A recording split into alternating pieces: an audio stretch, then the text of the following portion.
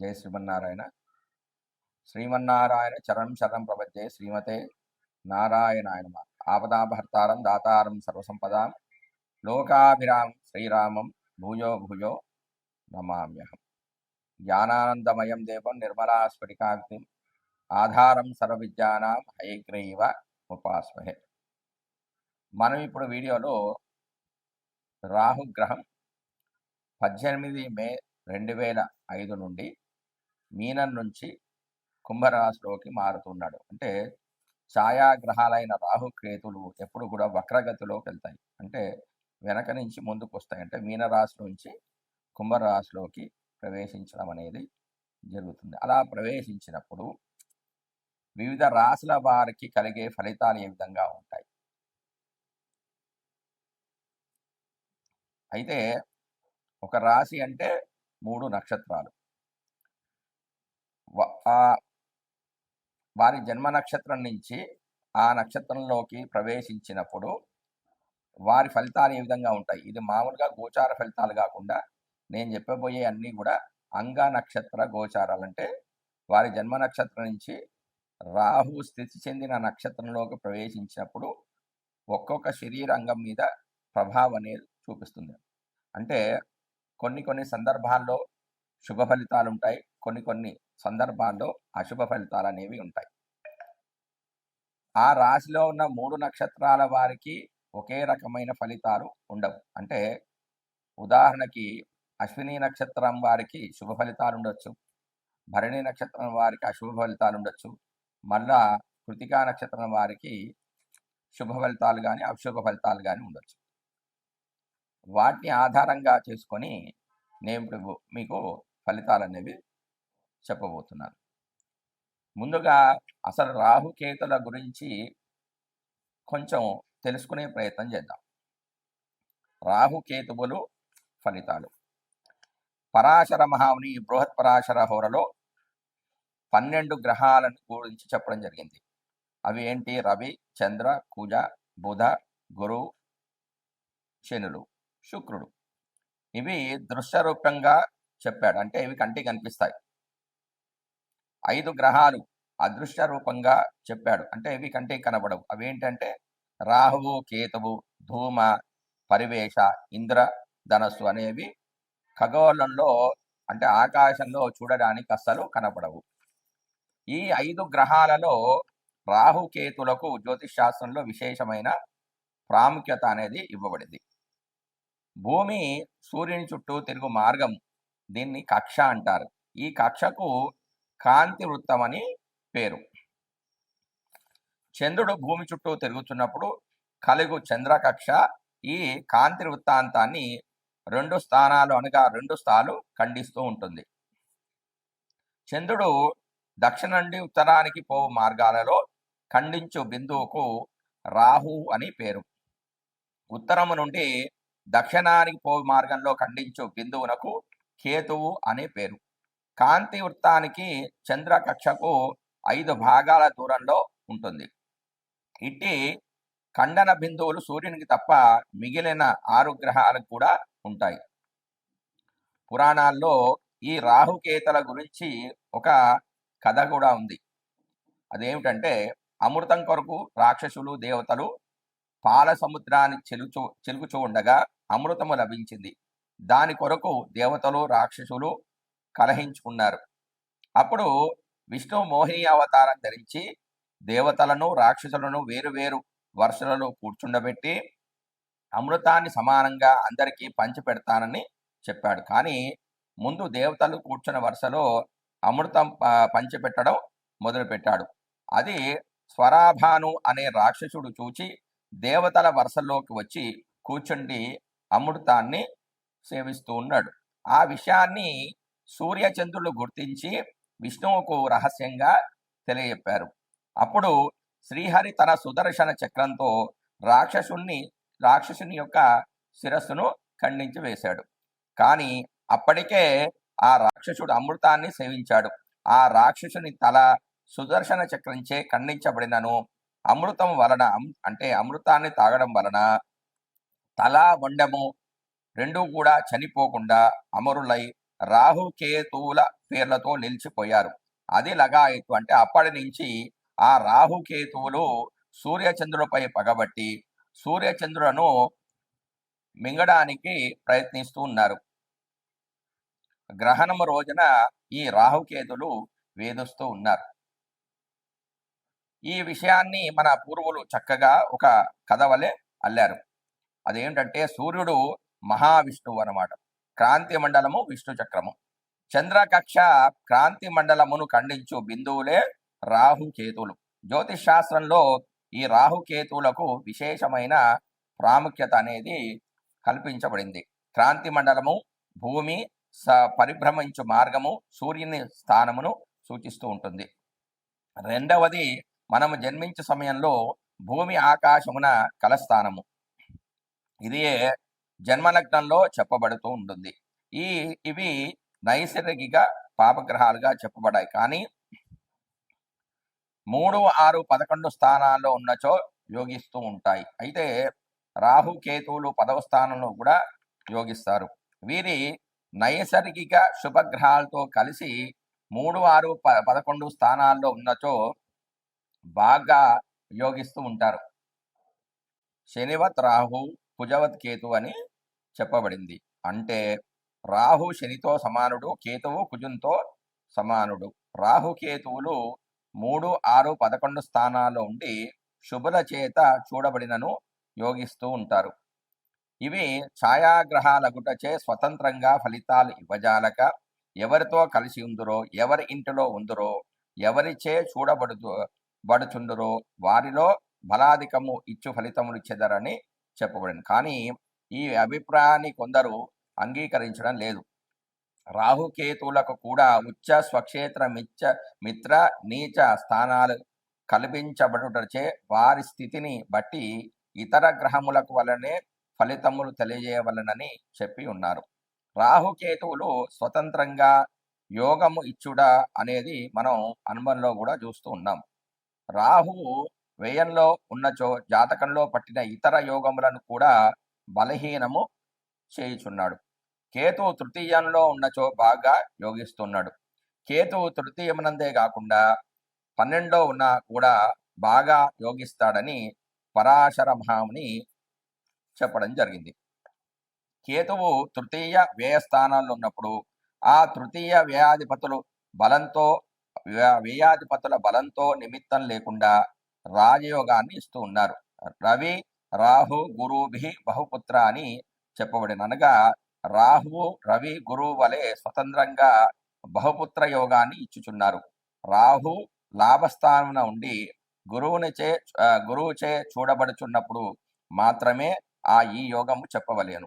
సాధారణంగా రాహువు పంచమమందున్నచో సంతాన భావానికి దోషం. ఈ విధంగా రాహు గురువులు స్వతంత్రంగా ఫలితాలని ఇచ్చుచుండుట ఆ భావంలో అనుభవంలో మనం చూస్తూ ఉన్నాం.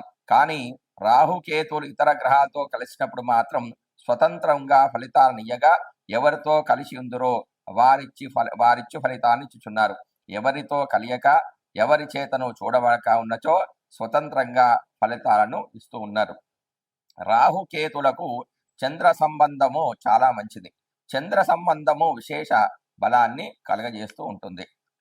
రవికి కేంద్రాధిపత్యం పట్టి రాహుతో కలిసి ఉన్నచో మంచి రాజయోగం అని చెప్పాలి. చంద్రుడు కూడా కేంద్ర కోణాధిపతి అయి రాహుతో కలిసి కేంద్ర కోణములలో ఎక్కడ ఉన్నను బాగా యోగిస్తాడు. వృశ్చిక లగ్నానికి ద్వితీయంలో గురు కేతువులున్నచో మంచి ధనయోగం. ఏ లగ్నమునకైనను ద్వితీయంలో కేతువు ఉన్నచో మంచి ధనయోగము. రాహువు షష్టమ స్థానంలో ఉన్నచో అష్టలక్ష్మీ యోగమని చెప్పబడింది. రాహుకేతువులు 3, 6, 10, 11 స్థానాల్లో ఉన్నచో బాగా యోగాన్ని ఇస్తారు. రాహువు పంచమ స్థానంలో ఉన్నచో సంతాన భావానికి అనేది మంచిది కాదు. సంతానం అనేది అసలు కలగదు. రాహుకేతువులను గురించి ఋగ్వేదము అమరకోశాల్లో కూడా చెప్పబడింది. రాహు చంద్రకక్షలో ఒక బిందువు కనుక చంద్రునకు సంబంధించిన గ్రహం అని చెప్పబడినది. చంద్రుడు లేనిచో రాహువే ఉండడు కదా. అందుచేత చంద్రునకు ఉచ్చస్థానమైన వృషభము రాహునకు కూడా ఉచ్చస్థానముగా చెప్పబడింది. అందుచేత కర్కాటకం రాహునకు మూల త్రికోణము, చంద్రుని యొక్క పుత్రుడైన బుధుని స్వక్షేత్రములైన కన్య రాహువునకు కూడా స్వక్షేత్రము అగుతూ ఉంది. కేతువు ఎల్లప్పుడు కూడా రాహువునకు సప్తమంలో ఉంటాడు కనుక వృచ్చికము కేతువునకు ఉచ్చరాశి అగుతుంది. మీనం స్వక్షేత్రం అగుతూ ఉంటుంది. కేతువునకు మూల త్రికోణము మాత్రం ధనుసుగా చెప్పబడింది. రాహువు రాక్షసుని యొక్క తల, కేతు అంటే మొండం, అంటే తల రాహువు, మొండెము కేతువు. సుదర్శన చక్రముచే నరకబడినప్పుడు ఆ రాక్షసుని తల మొండము కొరకు కిందకు చూస్తుంది, అంటే తల కిందకు పడిపోయింది. చూచుట మొదలుపెట్టాను అనగా భూమిపై చూచుట మొదలుపెట్టింది అనమాట. అందుచేత రాహు భూలోక విషయాలపై ఆసక్తి కలవాడుతూ ఉన్నాడు. కేతువు ఆ రాక్షుని యొక్క మొండము, అంటే మొండం గురించి పైన చూస్తున్నాడు. మొండము ఆగుటచే తన శిరస్సు ఏమయ్యను అని పైకి చూచడం మొదలుపెట్టాను, అనగా ఆకాశం వైపు చూచడం మొదలుపెట్టాను, అనగా మోక్షం కొరకు చూస్తూ ఉన్నాడు. ఆ విధంగా రాహుకేతులు వ్యతిరేక ఫలితాలకు కారకులయ్యారు. రాహు కేవలం స్వలాభ ఆపేక్ష పరుడు, భూలోకమున భోగాలను కోరుతూ ఉంటాడు. లోక విషయాలకై ఆసక్తి కలవాడు. కేతు కేవలం కూడా రాహు లోక విషయాలపై ఆసక్తి గలవాడు, కానీ కేతువు కేవలం ఆధ్యాత్మిక చింతన కలవడంటే భక్తి జ్ఞాన వైరాగ్యాలకు మాత్రమే ఈయన కారకుడు. స్వలాభం అనేది ఉండదు. ఉదార స్వభావము, త్యాగబుద్ధి కలవాడు. రాహు భోగం కొరకై అనేక మార్గాలుగా ధన సంపాదనకే చూస్తూ ఉంటాడు, అంటే భోగభాగ్యాలన్నీ అనుభవించాలని అనుకుంటూ ఉంటాడు రాహు. కానగా ఇతరులను దగా చేసి ఇతరులను మోసం చేయడం, ధనం సంపాదించడం, రుణా చేయడం వంటి పనులు కూడా చేస్తూ ఉంటాడు. కానీ కేతు ఆ విధంగా ఉండగా భోగాలపై సుఖాలపై ఆసక్తి చూపకుండా మానవ జీవితాన్ని కొన్ని సంవత్సరాలే అని, భోగాలు శాశ్వతాలు కావని తలుస్తూ ఉంటాడు. శని రాహువులు కలిసి ఉండుట మంచిది కాదు. అంటే శని రాహువులు అంటే శని రాహులు ఒకటే ఫలితాలు ఇస్తారు కాబట్టి జాతకంలో శని రాహులు ఇద్దరు కలిసి ఉంటే అంత మంచి ఫలితాలన్నీ రావు. జన్మలగ్నంలో శని రాహువులు కలిసి ఉన్న శరీర బాధలు, 4వ స్థానాల్లో ఉంటే తల్లికి కష్టము, మాతృసౌఖ్యం అనేది ఉండదు, విద్యాభంగం అనేది అవుతుంది. 5వ స్థానంలో ఉంటే సంతానం అనేది కలగదు, కలిగినా కూడా అది నిలవదు. 7వ స్థానంలో ఉన్న ద్వికలత్ర యోగము, అంతేకాకుండా కలత్ర మూలమున సౌఖ్యం అనేది ఉండదు, అంటే భార్య ద్వారా సుఖం అనేది ఉండదు. కలత్రంతో విరోధాలు ఏర్పడుతూ ఉంటాయి, అంటే భార్య భర్తలు ఎప్పుడు కూడా గొడవ పడుతూ ఉంటారు. 9వ స్థానంలో ఈ విధంగా ఉన్న పితృ సౌఖ్యము అనేది ఉండదు, అంటే తండ్రితో పడదు. పిత్రార్జితం కూడా ఉండదు, అంటే తండ్రి ద్వారా వచ్చే ఆస్తిపస్తులు కూడా జాతకుడికి సంక్రమించదు. 10వ స్థానంలో ఉద్యోగ భంగము, ఉద్యోగంలో చికాకులు. రాహువు మేష, వృషభ, మిథున, కర్కాటకంలో ఉండి గురుంచే చూడబడుచున్నచో రాహు దశ బాగా యోగిస్తూ ఉంటుంది. అంటే ఆ పాపగ్రహాన్ని ఏదైనా శుభగ్రహాన్ని వీక్షిస్తూ ఉంటే ఆ పాపత్వం అనేది తగ్గిపోయి శుభాలు అనేవి కలుగుతూ ఉంటాయి. అందుకే మనకు ఇప్పుడు ప్రస్తుతం అదే జరుగుతూ ఉంది. అదేంటంటే మిథునంలో ఉన్న గురుడు కుంభంలో ఉన్న రాహును చూస్తున్నాడు, అంటే నవమ దృష్టి చేత చూస్తున్నాడు. కొన్ని కుజుడికి, శనికి, గురువుకి కొన్ని ప్రత్యేకమైన దృష్టిలు అనేవి ఇచ్చాడు. ముఖ్యంగా సంపూర్ణమైన శుభగ్రహం ఏదంటే గురువు. ఆ గురువు ఎవరిని చూస్తున్నాడు? రాహును చూస్తున్నాడు, నవమ దృష్టి చేత చూస్తున్నాడు. కాబట్టి ఇక్కడ 12 రాశుల వాళ్ళు గమనించాల్సిన విషయం ఏంటంటే ఎవరికి కూడా ఈ సంవత్సరము మీనరాశి నుంచి కుంభరాశిలోకి ప్రవేశించడం వల్ల ఎవరికి కూడా రాహుగ్రహం వల్ల, రాహు మారడం వల్ల ఎలాంటి చెడు అనేది ఎక్కువ చాలా తక్కువ జరుగుతుంది. అంటే కొన్ని నక్షత్రాల వారికే, ఆ కొన్ని రాశులలో కొన్ని నక్షత్రాల వారికే అశుభ ఫలితాలు అనేవి కలుగుతాయి. అది కూడా కొంతమే జరుగుతాయి, కొంతకాలమే ఉంటాయి, 1 నెల 2 నెలలే ఉంటాయి. ఎందుకంటే శుభగ్రహమైన రాహువు నవమ దృష్టి చేత గురువు రాహును చూస్తున్నాడు. కాబట్టి ఆయన అశుభ ఫలితాలు ఇవ్వకుండా కొన్ని శుభ ఫలితాలు ఇస్తారంటే కొన్ని మొండిగా కొన్ని ఆగిపోయిన పనులన్నీ జరుగుతాయి, కొన్ని ప్రయత్నాలన్నీ కూడా జరుగుతాయి. రాహువు మీనరాశి నుంచి కుంభరాశిలోకి మారినప్పుడు కర్కాటక రాశి జాతకుల యొక్క గోచార ఫలితాలు అనేవి ఇందులో తెలుసుకుందాం. కర్కాటక రాశి వారికి రాహు అష్టమ స్థానంలో సంచరిస్తూ ఉన్నాడు. అష్టమంలో ఏమేమి ఉన్నాయంటే ఆయురణం రిపుం చాపి దుర్గం మృత్యుధనం తదా గత్యానుకదితం సర్వం పచ్చేదారానాధ్యాత్విక్షణ అనగా ఆయువు, యుద్ధము, శత్రువులు, దుర్గం అంటే కోట, చనిపోయిన వ్యక్తి యొక్క ధనము, వీరునామా ద్వారా పొందిన లేదా బీమా కంపెనీ నుండి పొందిన ధనము లేక ఆస్తి. అష్టమ భావం నుంచి విచారణ చేయాలి. క్లేశము అంటే దుఃఖము, అపవాదము అంటే నింద, మృత్యువు, విఘ్నాలంటే ఆటంకాలు, దాస్యము, సేవకత్వం, స్త్రీల యొక్క సౌభాగ్యము మొదలైనవన్నీ కూడా ఈ అష్టమ భావంలో ఉన్నాయి.